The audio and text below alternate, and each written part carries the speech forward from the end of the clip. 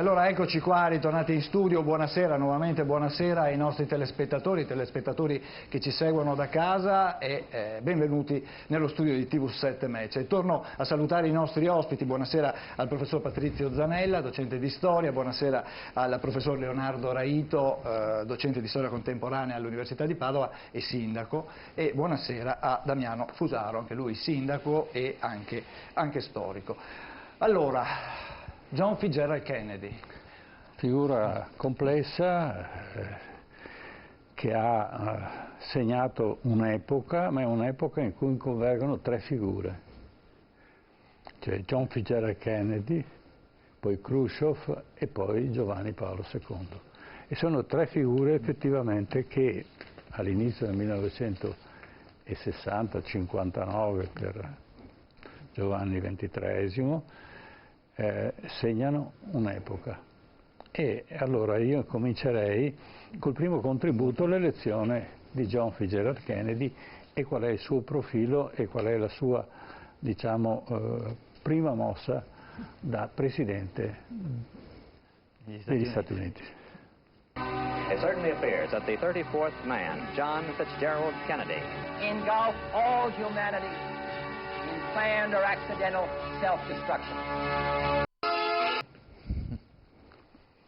Ecco, questo è diciamo, l'incipit di John Fitzgerald Kennedy che scopre, alza il coperchio e scopre cosa c'è dentro la pentola. Professor Zanella,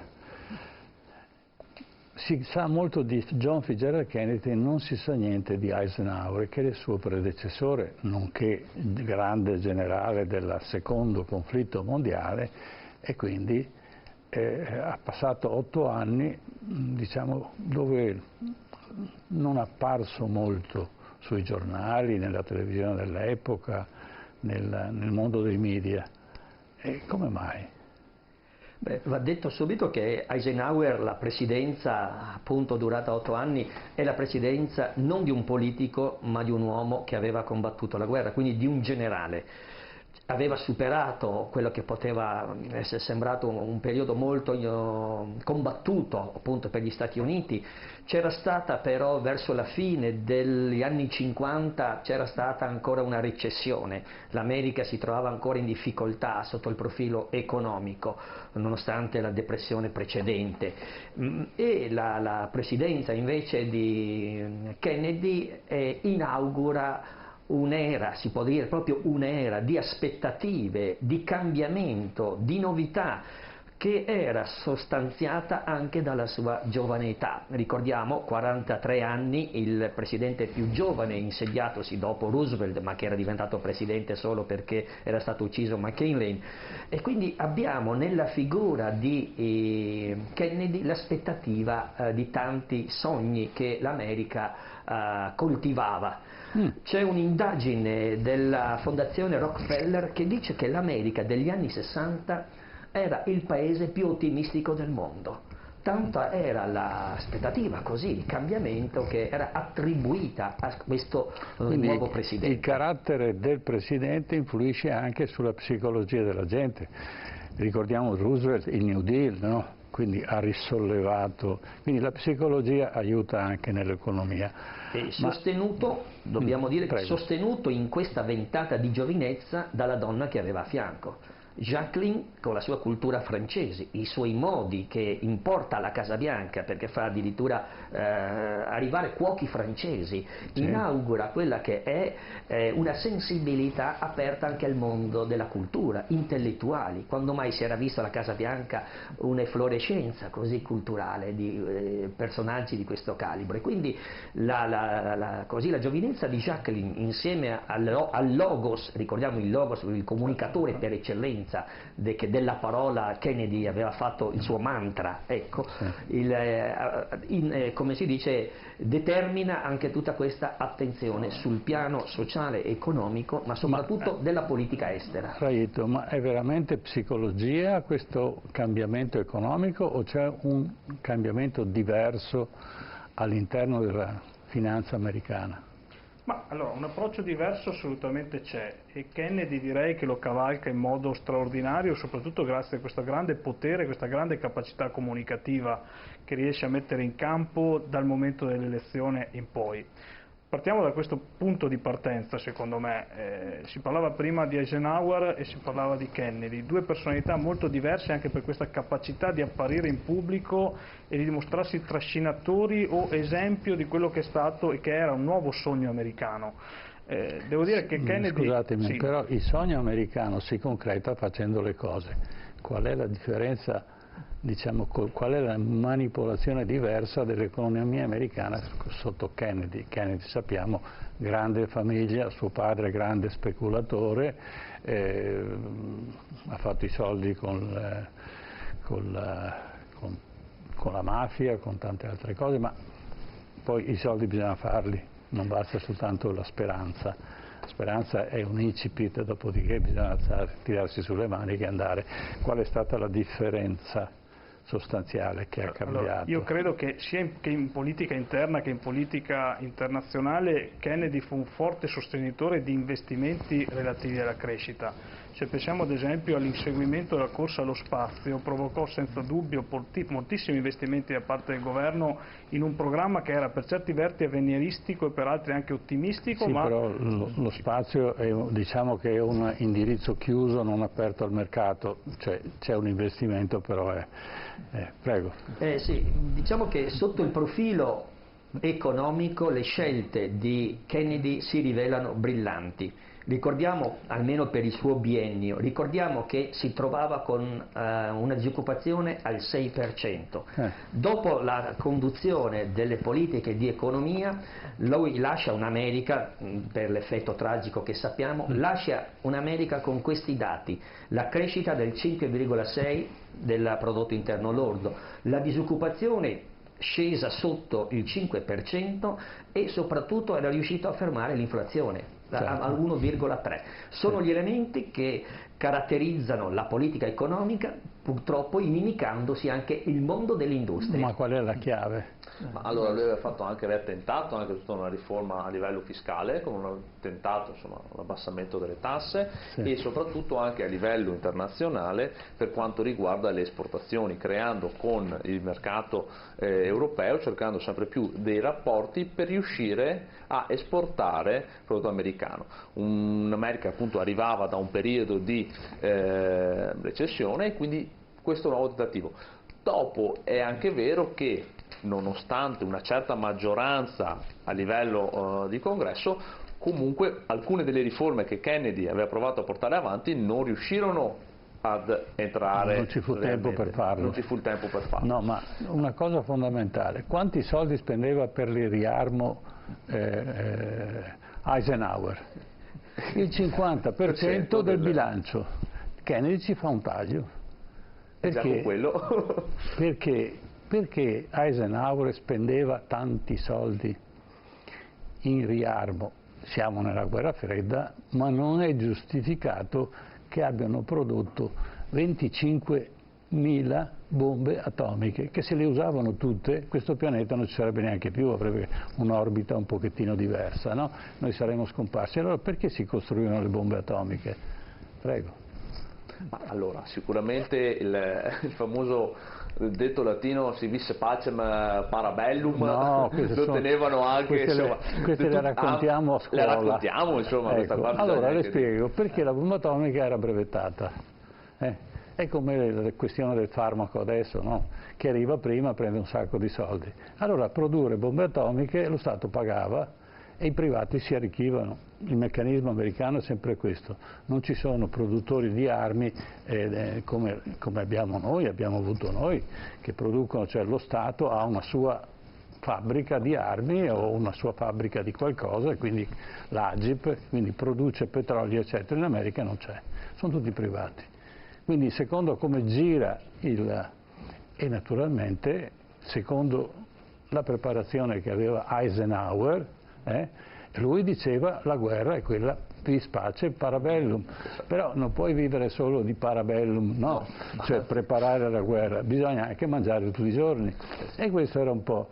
e chi comandava appunto erano solo i generali che seguivano il presidente, quindi lui aveva solo una visione, la guerra, ma non era un guerrafondaio, è uno che nella guerra aveva investito tutta la sua vita, eccetera. E quindi... Era un generale, di conseguenza era il suo costrutto, cioè era la sua forma mentis, pensare alla guerra. La differenza di Kennedy, come si diceva appunto prima, è anche nel riuscire a dare un nuovo messaggio, anche perché poi tutti ricordiamoci che Nixon, che lo sfida nelle elezioni del 60, è stato per 8 anni vice di Eisenhower, e tutti quanti presenti dicono Kennedy giovane, nuova. In realtà fra Kennedy e Nixon sono solo 4 anni di differenza, ma c'è un abisso a livello comunicativo, c'è un abisso proprio come immagine. Pensiamo anche solo al famoso dibattito televisivo, nel quale Kennedy si presenta preparato, il primo dibattito tra due ma Kennedy arriva preparato col fondotinta, studiando e tutto quanto. Molto attento. Nixon con la barba da fare, vestito malamente,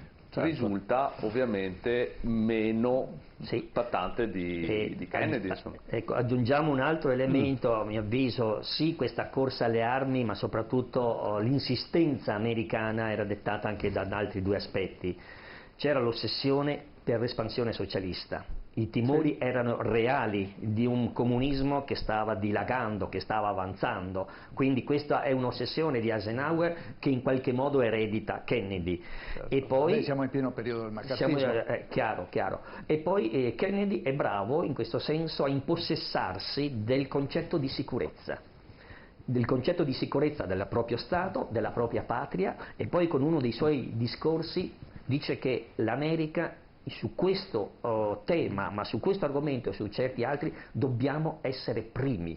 Non c'erano secondi, l'America doveva primeggiare. E quindi ecco questa corsa forse è nata a una... Però diciamo che c'è, secondo la filosofia di Eisenhower, Truman anche prima, ma Truman diciamo prende le decisioni ma non ha la capacità mentale di Eisenhower e di Kennedy, era un'economia di guerra. Cioè se c'è guerra l'America diventa grande, se non c'è non si fa niente, quindi subito dopo la guerra si fa una guerra in Corea che non è ancora finita perché abbiamo messo il 38° parallelo, ma ancora c'è un conflitto in corso perché non ha risolto la sostanza di quel conflitto, e così tutto il resto. Ma adesso procediamo perché naturalmente abbiamo vari contributi e avremo modo di approfondire anche in questo. Allora partiamo col secondo contributo, Cuba. Quindi non era sempre la pentola scoperta, professore.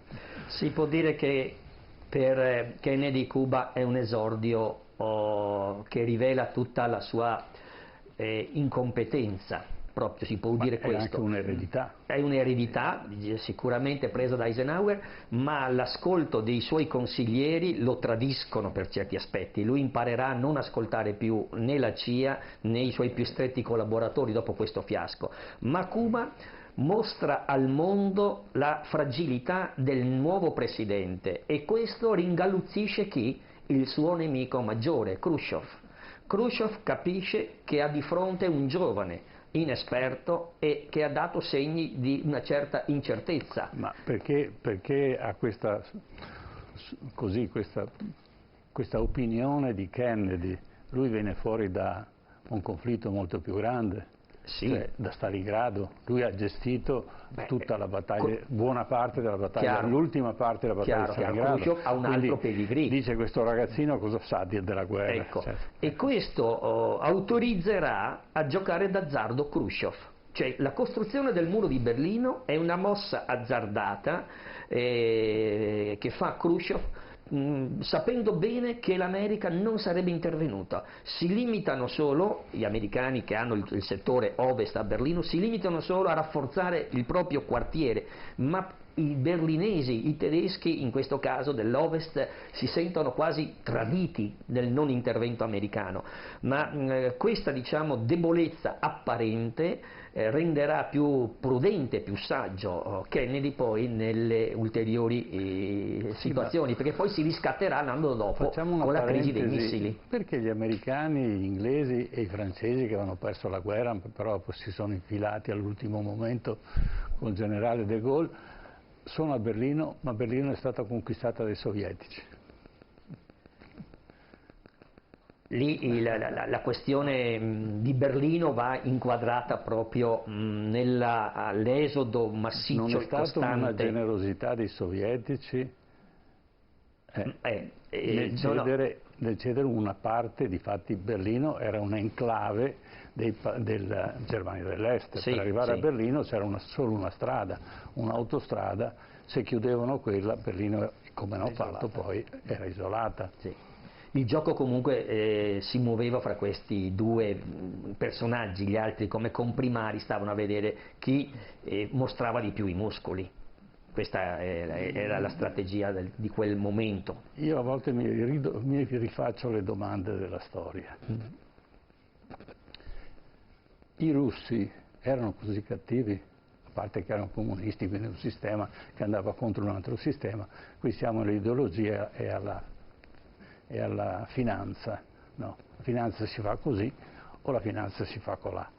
Questa per andare avanti, aiutare il popolo, quell'altra invece perché sono i capitalisti. Poi alla fine si vede che non avevano ragione nessuno di due, difatti il capitalcomunismo cinese oggi impera, no? E bisogna fare i conti, questo prossimo presidente, chiunque sia, dovrà fare i conti con la Cina. Quindi è tutto da scoprire, nessuno ha la verità, il mondo cambia. Ma avergli ceduto Berlino quando Stalin chiama Eisenhower e dice io sto arrivando a Berlino, arrivi anche tu?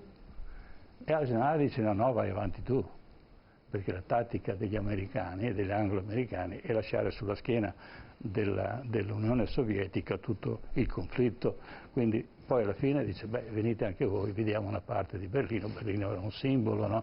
Allora sono così cattivi come animo oppure difendono un'ideologia, poi chiaramente la difenderanno, lo vedremo come.